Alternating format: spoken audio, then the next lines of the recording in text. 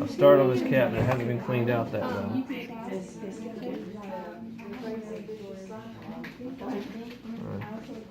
We can see the heart, of course. This is the pericardium. And I've pulled the pericardium off so we can see the left and right ventricles. There's your anterior interventricular sulcus. So there's your pulmonary trunk right there. We're not going to look into that too much. We're mainly interested in this. The arch of the aorta. You can see it coming up and then arching over. You've got two branches off the arch of the aorta. We would have three, right? Quadrupeds have two. You've got the brachiocephalic trunk and the left subclavian. You follow the brachiocephalic trunk up, you see it divides into three branches. You got the left common carotid, the right common carotid, and the right subclavian. In a human, you take the left common carotid and move it down here. That's your three branches. Okay. Now, if we follow the subclavian out, on the right side we can see its major branches. The first one that's coming off and going onto the internal chest wall of the front. Here it's intact on this side. It's actually still attached. This is the internal thoracic or mammary. Okay. Almost straight across from that is the vertebral. Again, that's going to form part of the blood supply to the brain. Okay. There are other branches, but those are the two we're concerned with. Then this continues in, and we see it's going to pass out of the abdominal or thoracic wall into the axilla, where it becomes axillary, and then it would pass into the arm and become the brachial. Okay. Here we can see the two carotids to either side of the trachea, common carotids.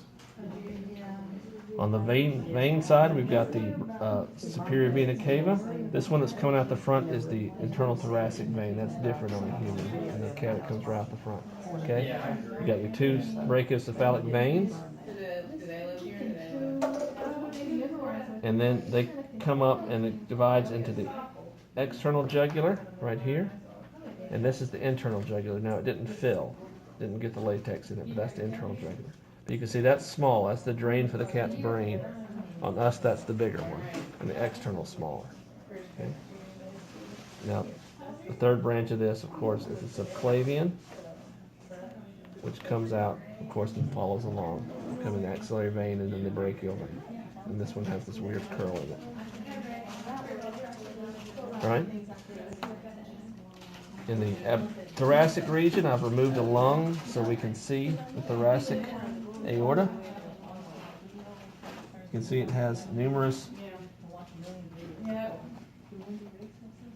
small branches. These ones that come out at intervals, they end up traveling between the ribs. You can see one right there. These are the intercostals. They travel in that same costal groove where the intercostal nerves travel. What is that you're touching there? That is the thoracic aorta. Okay. This is just the broken edge of the pleural membrane, but this is the... The thoracic aorta same as the descending? Yeah, it's part of the descending. Okay? Now, coming this way, you'll see that there are vessels going into this structure. This is the esophagus. And there's some material in the esophagus of this cat, so that's why it looks kind of lumpy. But there's the esophageals coming up into the esophagus. Right? Of course, you have your other ones, your mediastinals and bronchials, but we're not going to really worry about those. Okay? And then you might, if you look carefully, be able to see the superior phrenic artery. Again, we're not going to worry about that one. So then this passes into the abdominal cavity. And we can see there's our abdominal aorta right here, running along. And its first branch is this one, the celiac trunk. Celiac trunk has three branches, the splenic, the left gastric, and the common hepatic. There's the spleen. So if you follow that up, the splenic is going to the spleen. There's the stomach. The left gastric is going to the stomach. And then here's the common hepatic. Now in some of the cats, this one's kind of behind. You have to sort of hook your probe under and turn around to get it. This one's coming out fairly flat. So you can see the three branches. Common hepatic, left gastric, and splenic. The next branch down off the abdominal aorta is the superior mesenteric. Now you see all these nerves around here? Those are parts of those plexi, or those ganglia that we talked about that are associated with these large vessels. These celiac ganglion, superior mesenteric ganglion. Okay. This is the superior mesenteric artery, and of course it's going to supply the large and small intestine. Okay. Now, if we look here, we can see the inferior vena cava and two of its large vessels. You've got the renal vein and the suprarenal vein. The suprarenal artery is there. It's hard to see, but it's coming off the abdominal aorta. And here's the renal artery here. Again, it's kind of hidden by those veins, but there it is. Going into the kidney. It's a little clear on the other cat. Okay. Now, here we can see the gonadal, which in this case is testicular, and it's robust because this is not a. It's quite diminished on the neutered cats, but this is the gonadal, so it's coming in right there. It's come up from the scrotum, and you can see it joins the aorta right there. And the one from the other side is a little lower, but there it joins right there. Okay. Now the gonadal vein comes to the renal vein on the left side. On the right side, it comes right into the inferior vena cava, but didn't fill. So that's it right there. It just didn't fill. Okay. Now, the last major branch of the artery, which is quite small in this cat, is the inferior mesenteric,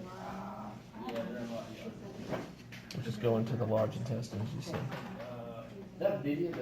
You said superior? Inferior. Okay.